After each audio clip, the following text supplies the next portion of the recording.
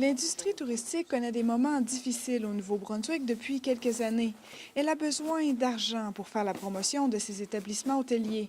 La solution, imposer une taxe de 3 sur l'hébergement. Ça permet de supporter des événements, ça permet d'amener des nouveaux événements, ça permet d'attirer et de faire bouger l'industrie touristique. Je trouve ça très positif parce que je pense que présentement, les autres régions prennent de l'avance et nous, on prend du retard. Un soutien dont les propriétaires d'hôtels ont bien besoin. Le touriste a toujours été le parent pauvre.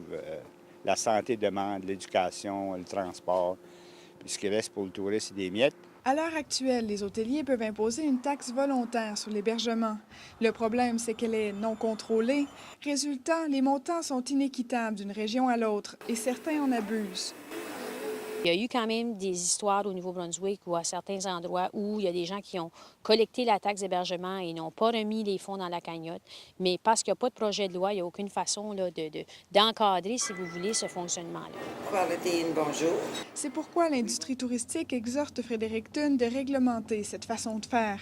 Mais pour le citoyen, l'idée de mettre une fois de plus la main dans ses poches fait déjà sourciller. Je trouve que c'est exagéré. Je trouve qu'on paye déjà assez cher pour des hôtels sans nous charger une taxe. Si je veux voyager, je veux payer les prix. Je ne veux pas payer des taxes supplémentaires. J'en paye déjà assez. Les taxes, les gens, je pense pas qu'ils se seraient considérés bienvenus. Et même si cette mesure entre en vigueur dans les prochains mois, les hôteliers devront tout de même attendre plus d'1 an avant de voir les véritables retombées économiques sur leur industrie. Marie-Pierre Beaubien, Edmundston.